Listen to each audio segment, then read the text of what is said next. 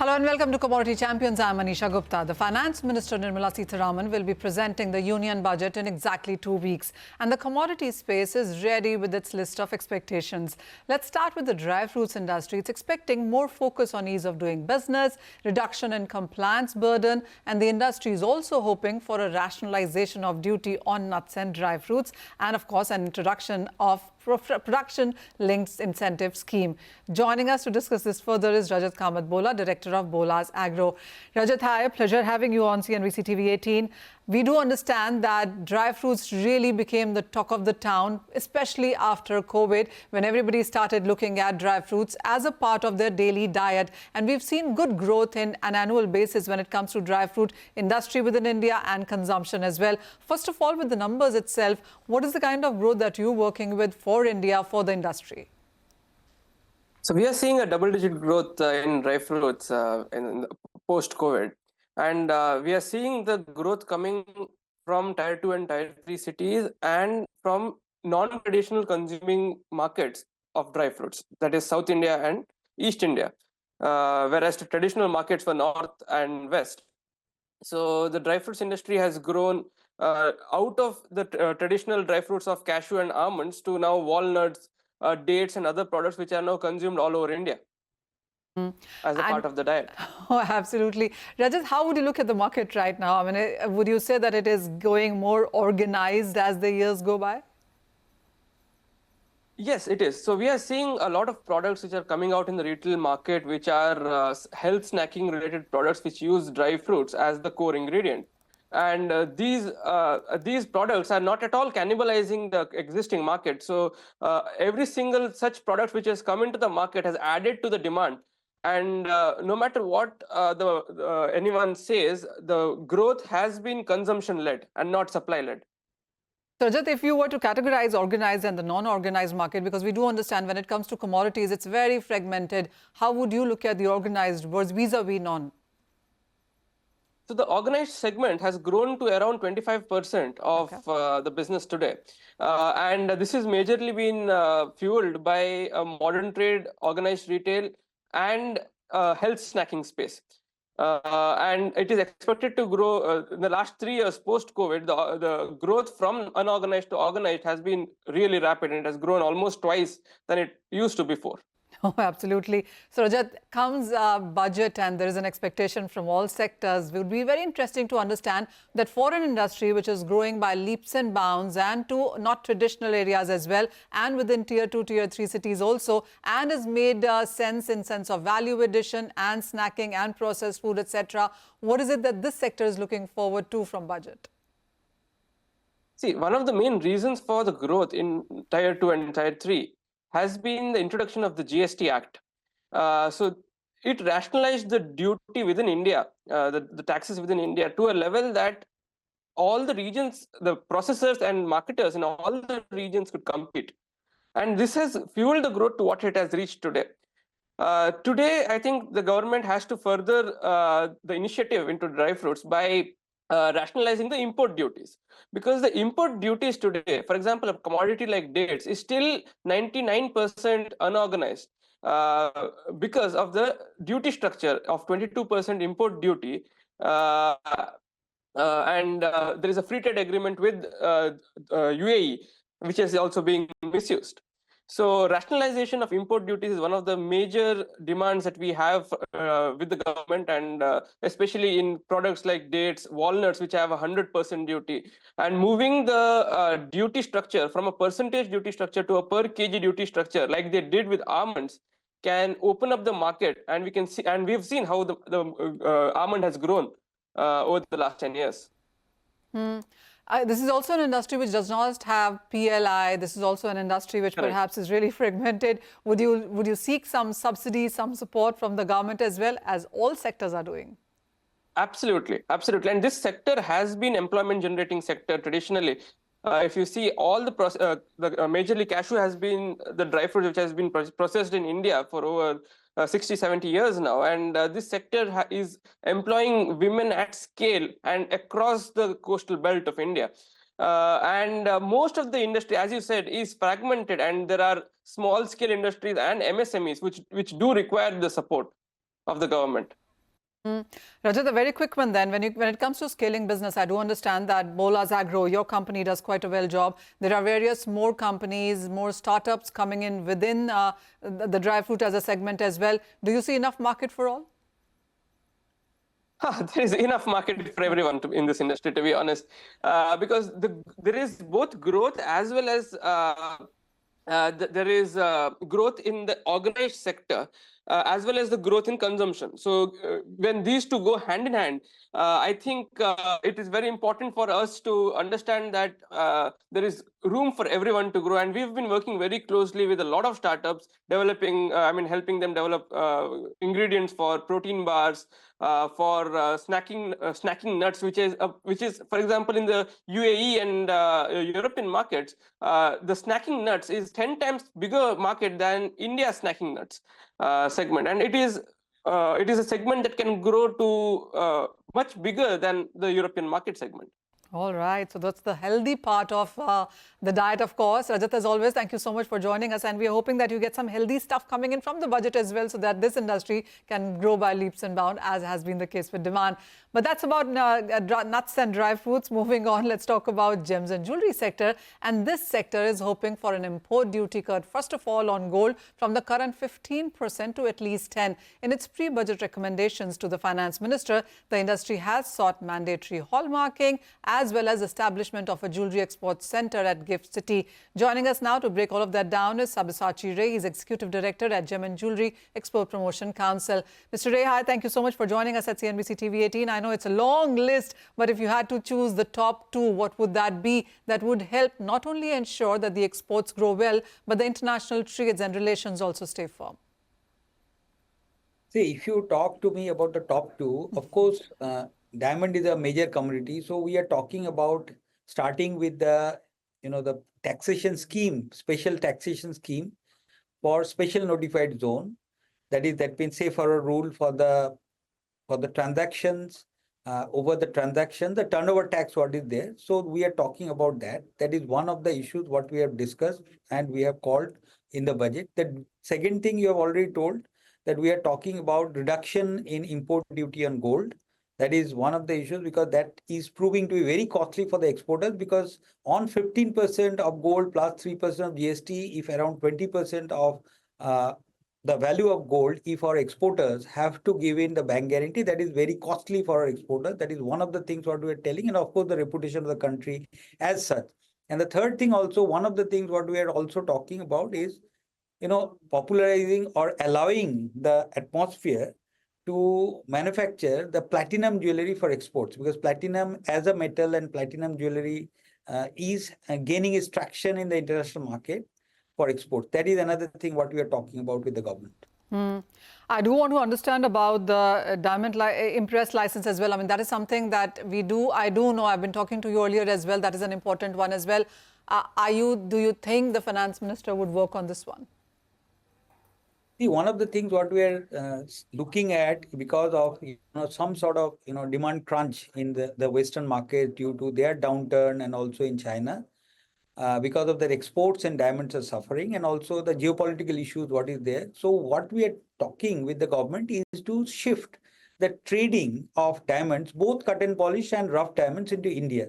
So if the SNZ and the policy around that of giving some taxation leeway there, as it is done in Belgium or it is done in UAE, it will help to shift the trading of rough diamonds. And the second thing what we are also talking about is that the cut and polish diamonds, which our exporters are sending to the trading destinations like New York or maybe Belgium and etc. So if they are sending there, and if some unsold stocks are there, to allow that to be imported and re-exported after reassortment, which is in the form of diamond impress license, that import will happen. That was there in the policy, the foreign trade policy 2009 and before. And we are talking about reintroducing that diamond impress license, which will help the trading of polished diamonds, which is happening outside, to come back here, reassort, and then send it back. So we will gain some $1 to $2 billion of extra exports through that scheme. Oh, lovely, amazing. You spoke about the special notified zones, Sabyasachi, and you spoke about the special taxations for that as well. But this is an area that you have been working for a very long time. What all are you looking for in sense of special notified zones as an important sector for you as a segment? See, if you all remember the 2014 when Mr. Putin came in here, so our Prime Minister has given a commitment to him to start this to, deal with the rough diamonds here. So not only Russia, but throughout the world, all the rough diamonds. So what we are looking at is that the miners, the diamond miners from across the world, they should be allowed to do the auctioning of their diamonds here. So based on that, in 2016, the Union government has started this special notified zone scheme, where they have given a special dispensation that if the mining companies are displaying their rough diamonds for the buyers, that means our diamond cutters and manufacturers and exporters of India, so for that display, that will not be considered as a permanent entity, those mining companies. So that was the small dispensation under taxation, the income tax was given. And there was a second part of it. After that display, if somebody is interested and have won the bid under the auction, and if they want to purchase those diamonds at the special notified zone, there is another part of the second part of the Rule 9 of the income tax, by which if you sell it, it should not be considered, those mining companies should not be considered permanent entity. We wanted a relaxation into this. Based on that, a special committee was formed by the government.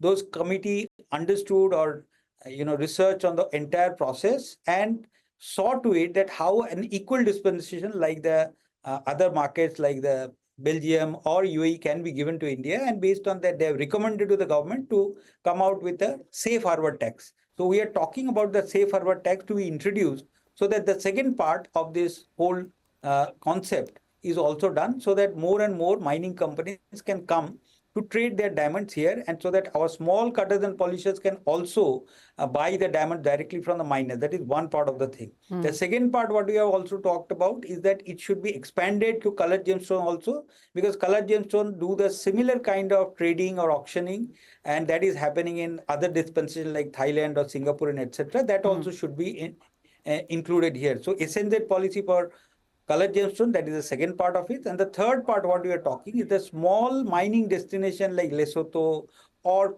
other parts of world. So if you want the consolidators also to offer their rough diamond in a special notified zone, like IHN, bonus, etc., which they are doing again in Belgium or Dubai, they should come. So they should be also allowed to in the SNZs. This is what we are calling for. Oh, absolutely, Sabyasachi. There's a reason people look up to you when it comes to policies and norms, and finding those loopholes there's absolutely a reason for that. Thank you so much for joining us today, and clearly laying... It is not the loophole, it's no, but demand. We are talking about ease of doing business. I totally get that. I did not mean it like that. I did not mean it negative at all. I do understand. You understand policy matters a lot, Sabyasachi. I've had so many conversations with you, so I do understand that what you're talking about is in favor of the industry, that would really encourage. And these are things that we've seen in the past as well. So hoping that the finance minister, of course, is looking at them keenly yet again. Thank you so much for joining us. And with that, it's time for a quick break. But don't go anywhere. We will get you more budget expectations from commodity space on the other side.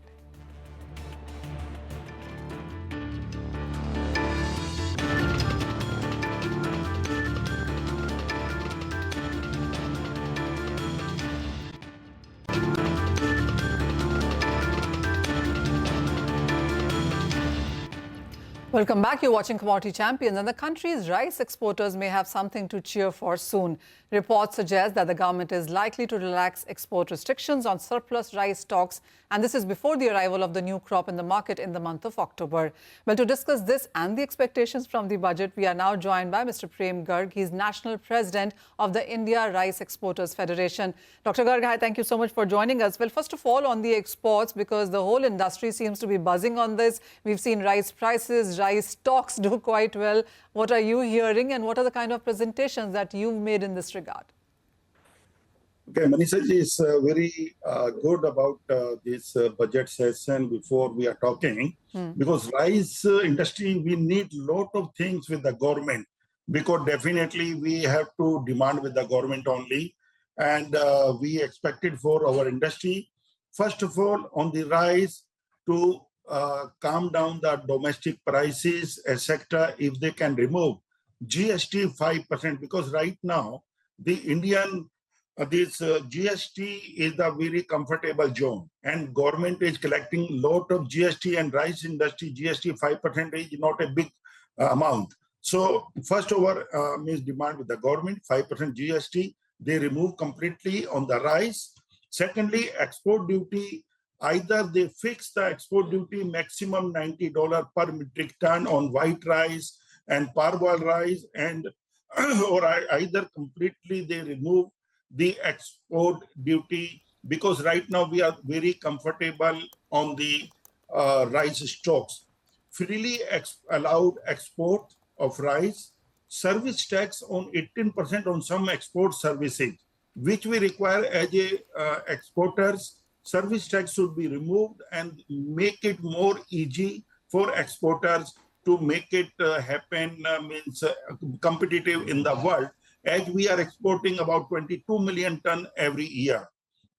So by removing all these things, definitely we can achieve up to 25 million ton a year. Earlier, we are the number one last so many years in the world exporters in the world, like we are exporting 40% total world trade of the rice, which will reduce from last 20th July of 2023, because Indian government put in some ban and export duty, etc. So our business gone to other neighboring countries like Pakistan, Burma, Thailand, Vietnam, which we can achieve again because we have our crops are very comfortable. Right. And right now, as I mentioned this, we are going to achieve, instead of 135 million ton, our coming crop, we are expecting about 141 to 142 million ton. So where we have the surplus near about 30 million ton after our buffer stocks, which definitely a big burden of the government if they cannot think on that.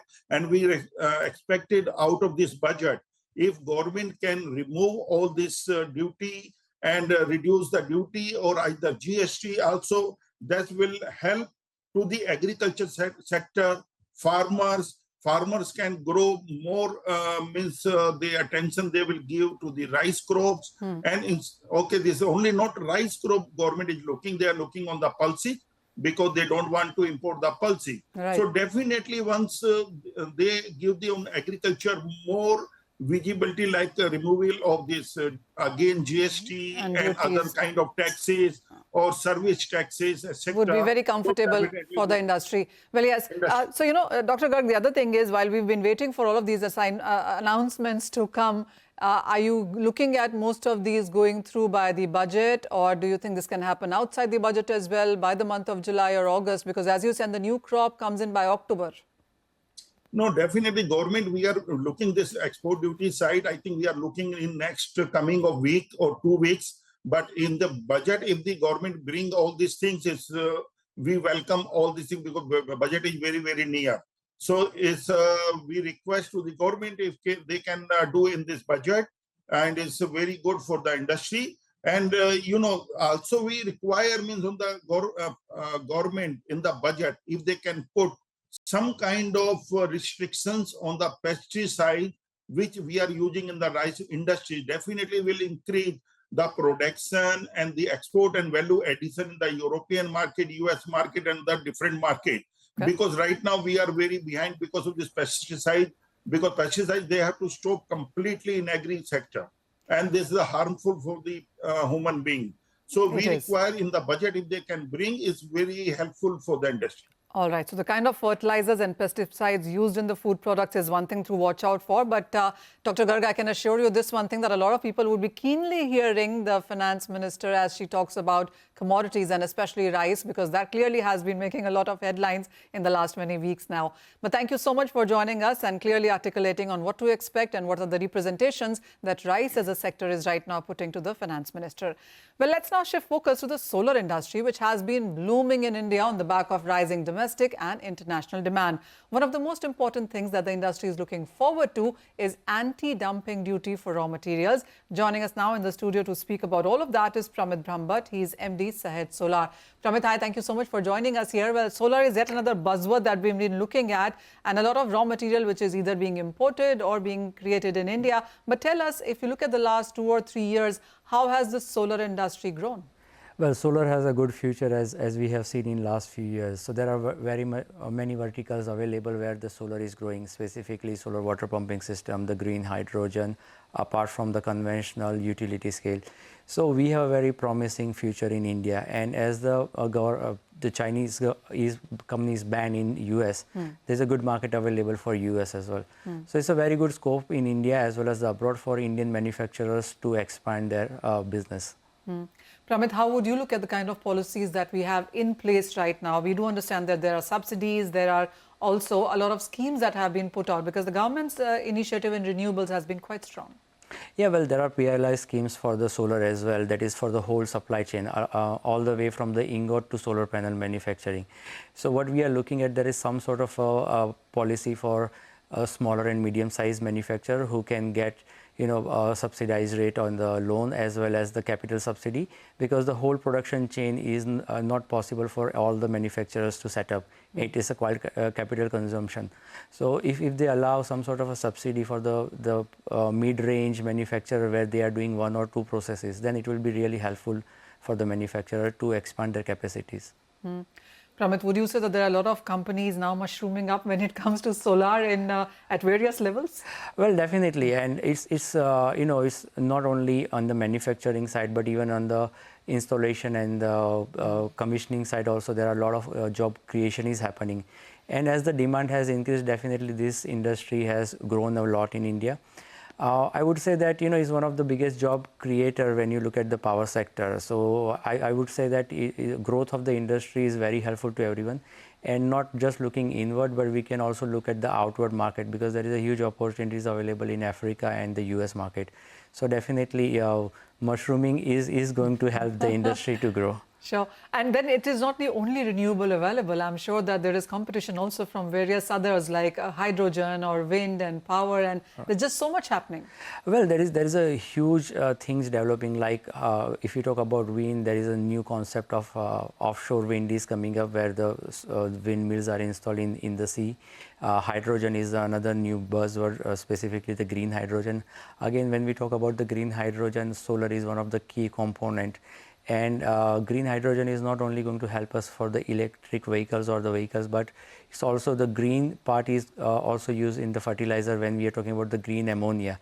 So both ways we are reducing our import bills and becoming more independent.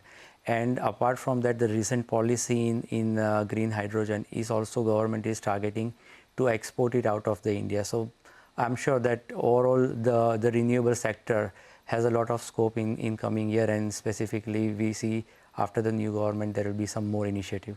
Oh, absolutely, and that's exactly what my next question to you is. So while a lot is being done on ground, what is it that you think is required further from this budget?